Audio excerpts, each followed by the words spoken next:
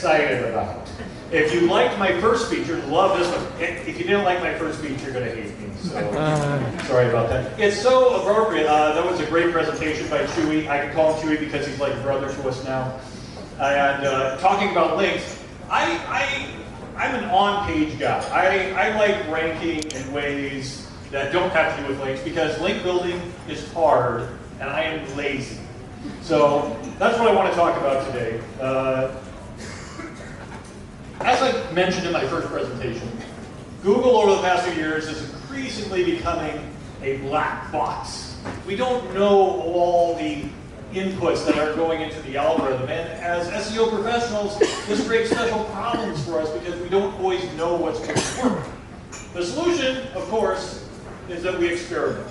Now, sometimes when you're an agency, it's very hard to sell the experimental platform. Rob can speak about this because the distilled ODN is specifically designed for experimentation, but this is what we really have to do. Sometimes clients want results, but we have to train ourselves and train clients that we're going to try some things, and we're going to see what works, and we're going to throw away what doesn't work, and we're going to learn and continually evolve. An example, when I worked at Moz, we wrote a lot of best practices. We teach people how to write title tags and things like this. These are some very standard title tag templates that you'll run into. And anybody in this room who has written a title tag has followed one of these templates: article title, followed by the website, your product with your category, followed by the brand name, keyword phrase, second keyword phrase, and you end up with a title like, meet Apple's new line of phones wired. Well, I had a client last year, before we get into that. So I don't know if you recall this, but Etsy came out with a study a couple of years ago where they ran this big experiment, because that's what we should be doing when we're in-house or otherwise. And they found in general that their shorter titles, using their templates, performed a little bit better than their longer titles. And it was significant enough that they rolled this change out throughout their site through tens of thousands of URLs to perform better in search results. So I thought, how can I apply this to a client of mine that had approximately 100,000 pages? And I started thinking about these title tag templates. And I started thinking, what do they all have in common? They all have the brand at the end. And this might be an opportunity for me to shorten my client's title tag. Why? They had an extremely long brand name. It was 22 characters.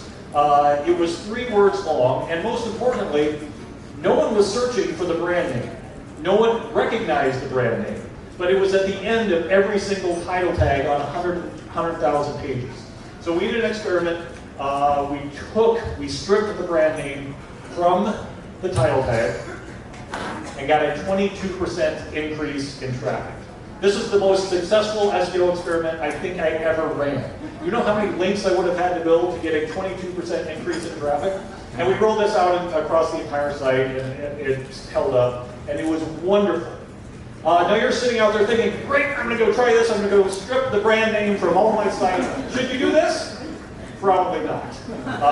In fact, I was so excited about this, I tried this on 4 other sites immediately afterwards, and absolutely nothing happened. I did not get a 22% uplift. Nothing really happened at all. But the lesson for me was we tried something, we saw an individual thing, and we implemented it and it worked. It's not going to work in every situation because there are no rules. We have to try it. So this leads me to this.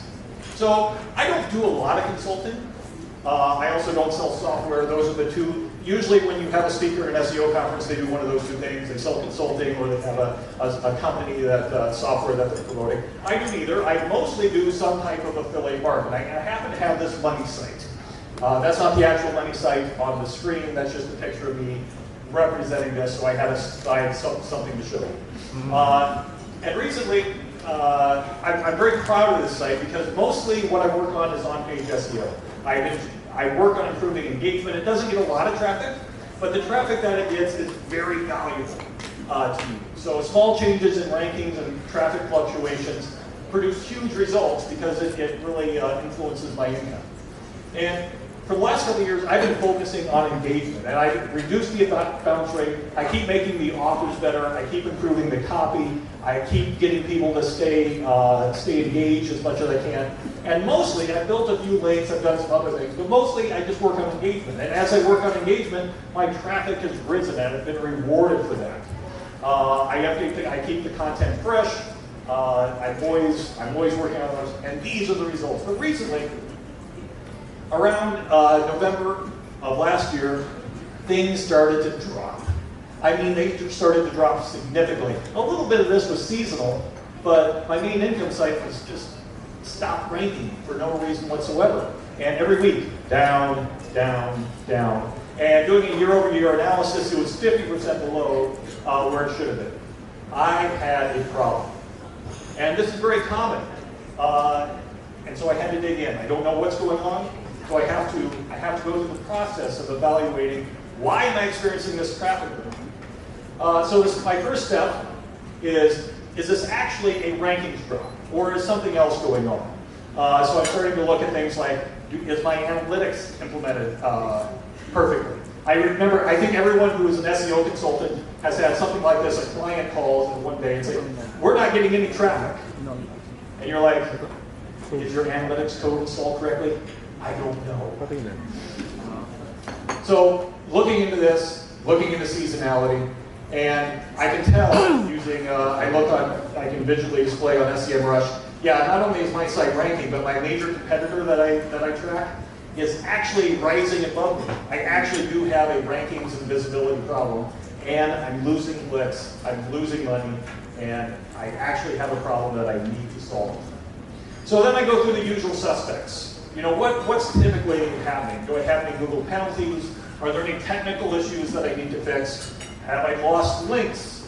Do I have any new competitors that are doing things that I don't realize? And did I make any site changes?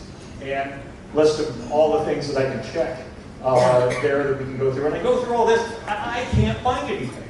I'm like that confused SEO at the beginning of my presentation this morning that just doesn't know what's going on. And this is the reality.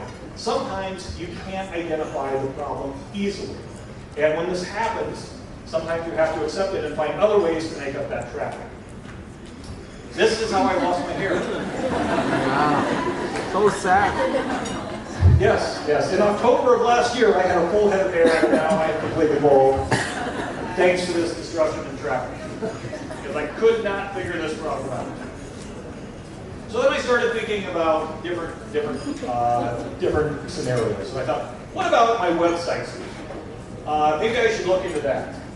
And wouldn't you know it, during the same time that my traffic was dropping, my server response time increased 39%, and my average page load increased 58%. I wasn't paying attention. During the time that I was improving my visitor experience, or I thought I was improving my visitor experience, what I was actually doing was adding plugins. I was adding custom calls to my WordPress installation. I was adding content to the pages, which created a lot of bloat. And my server time and average response time increased considerably. Was this the smoking gun? So I am a big fan of Lighthouse. Ruth mentioned it, talked about speed quite a lot in her speech. I'm a huge fan of Lighthouse. And with the mobile speed index coming up, it's a great tool to diagnose your speed problems. And what I also love about it is it tells you exactly how to fix it right here in the tool. And if you haven't used it, it's available in Chrome. You just right-click, do inspect, you find the audits tab, and it's right there. And I think we're going to see Lighthouse become more increasingly used for this type of analysis.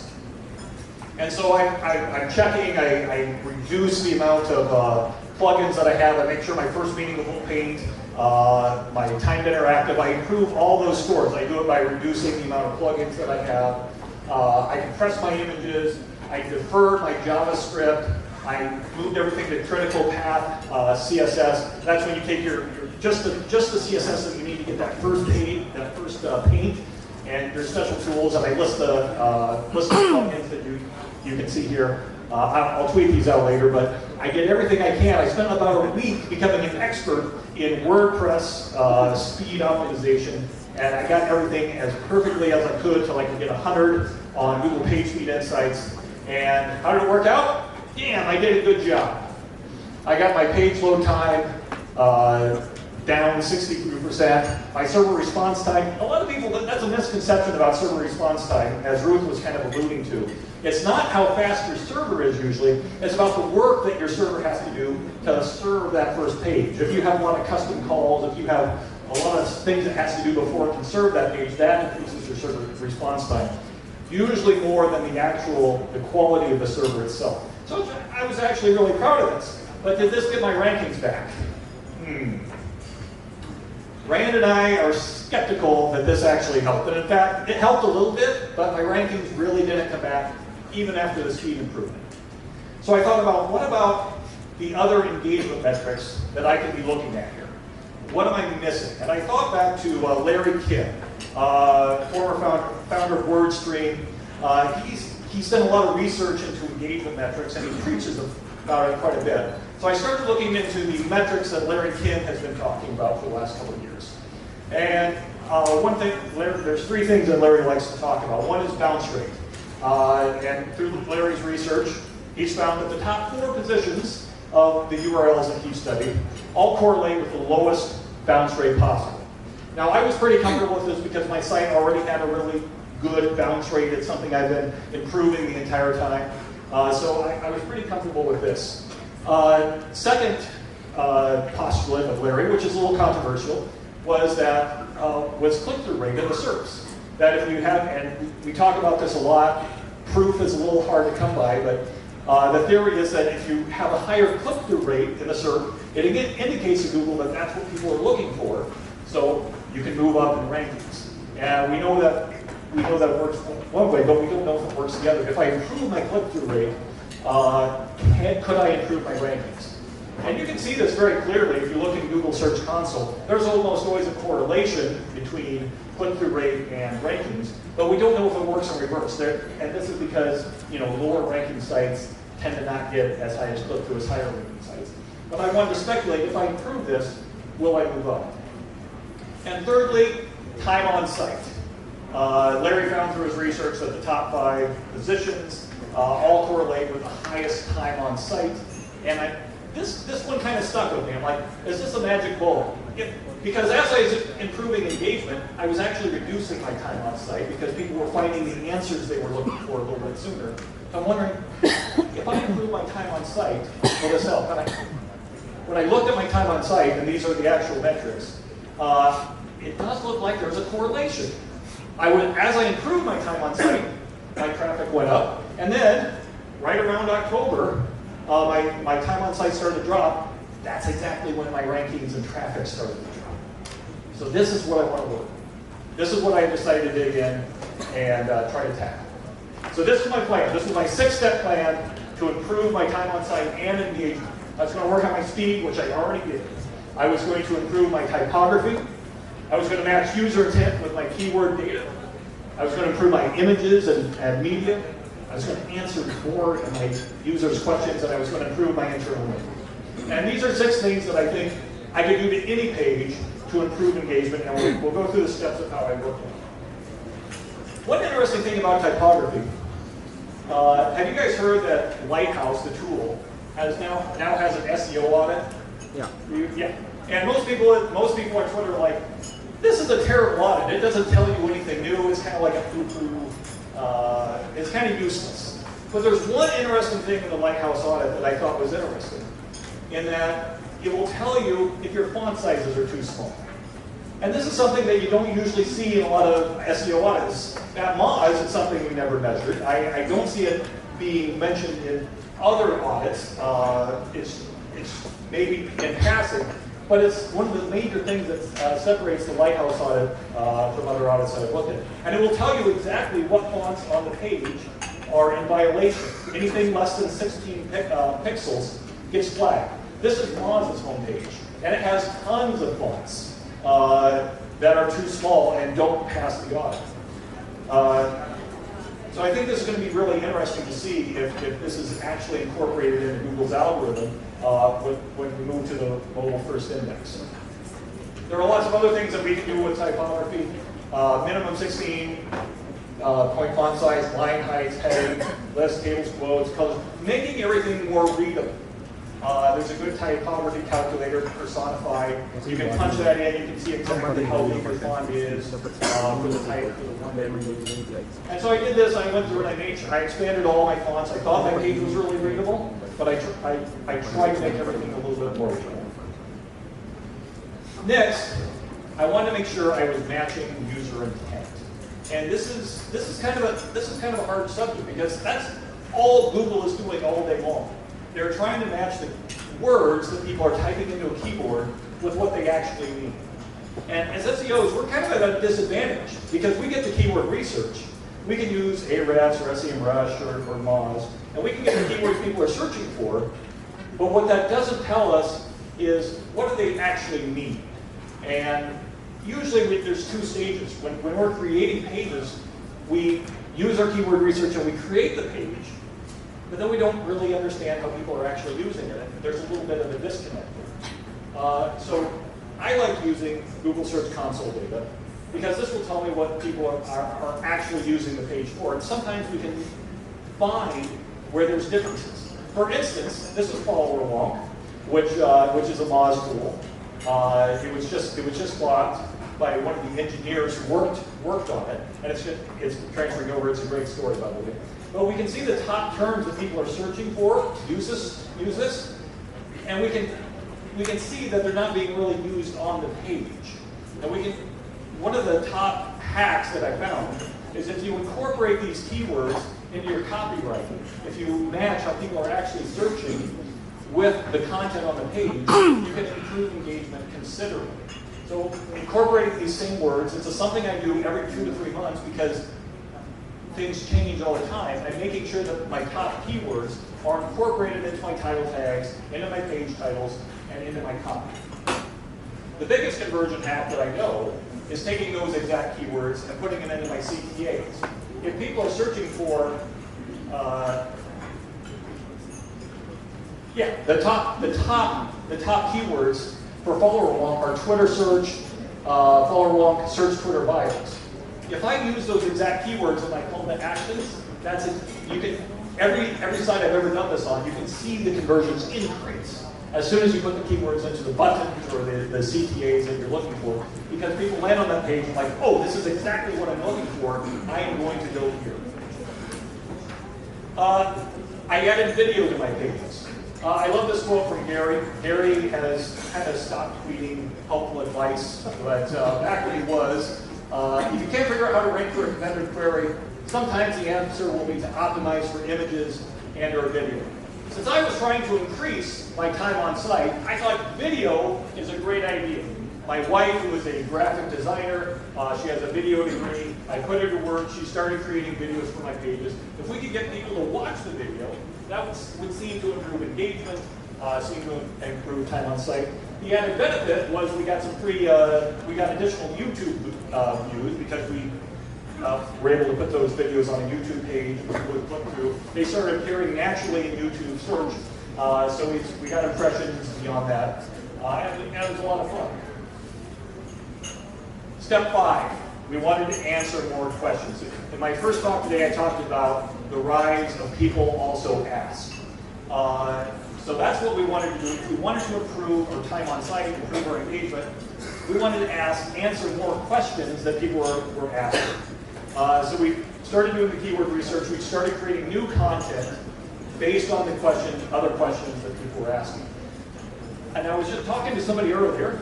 Yes. And I'm going to skip ahead a little bit. There is one of the best hacks I've seen. I just learned this a few days ago. I don't remember who built this. I'll have to give them credit on Twitter. You can install a bookmark, a special JavaScript query that will force Google Search to display people also ask questions for each search result. So if you go to that link right there, bit.ly/2em, and I'll tweet this out. You can install this in Google Chrome or anywhere, and once you hit it, it will force all the people also ask questions. if you go through these and you're optimizing your content, if you run a beginner's guide to SEO, you can see exactly what people are also asking. Create that content, put it on your page, and hopefully engage people more and rank for that content as well. And because you don't want to just own this result, you want to own all the results in doing that. Brittany Mueller from Mona's also has a great blog post linked here about using Keyword Explorer. Ahrefs has a great product for this. When you do your keywords research, you can filter for questions and find these other questions that people are asking and create pages of content for this. And this works sometimes so much better than just creating content off the list of keywords, because this is more closely related to what they're actually talking about right now. So once you create these pages, you want to make sure that you're linking to it. And you want to make sure you're linking to it in a prominent place where people can find it when they're seeing when they're on the page you're on. So I created the content, and we added links right at the top of the page. And the whole goal is to give Xero's user zero excuse to hit the backlink. When you got them on the page, you don't want them to go back to Google to search for their additional questions. You want to give them the answers right there and provide the complete experience while you have them. Because as soon as they go back to Google, you've lost them. Google can see that. Google can understand that you may not be the best resource to answer all their questions. But if you can answer, even if you're linking out to your competitors or another website, it's better to go that way than go back to Google. Because that way Google can see that the user is being satisfied by visiting your website. And I always tell people, it's better to link to your competitors than have them go back to Google. Because Google's just going to learn to send them to your competitors in the first place if you don't. So this was my 6-point plan. I improved speed. I improved typography. I matched user intent with keyword data by putting it in the relevant places. I added images. I added video. I answered more questions, and I improved my internal linking. These are the things that I would do to any page or any client to help improve their engagement and time on site. But did it work? Did it help? My average session duration increased 88%. Damn, I'm good. Yeah. Yeah. Thank you. Yeah. And I actually lowered my bounce rate and improved my conversions all at the same time while this was happening. But did it help traffic? Was this correlated to a gain in traffic? Yes, it was. And again, some of this is seasonal. I usually have a dip around December. But as my engagement rose, as my time on site rose, so did my rankings, and so did the number of visits that I have. In fact, if we go back to the SEM Rush data, you can see my competitor who was beating me, and I think I took the screenshot within the last 2 days. I have finally risen back above my main competitor. All doing this with building no links. Imagine if Chewy and I were to team up and you were to build some links for me, or Jason, and we could dominate this server. And that's actually how you should do it, a smart combination of link building and on-page SEO. But I'm kind of lazy, so I'm just going to continue working on the on-page SEO. So now you have this knowledge. The journey is yours. Take this information, find ways to improve the engagement metrics of your sites, of your client sites, and that framework, those 6 steps, that can be the start of your journey. But the answer you're going to have to find out yourself. You're going to have to experiment. You're going to have to try new things. Some things that you try are not going to work, and that's okay. Just don't tell your competitors that or your clients. Yeah. And that's all I have for today.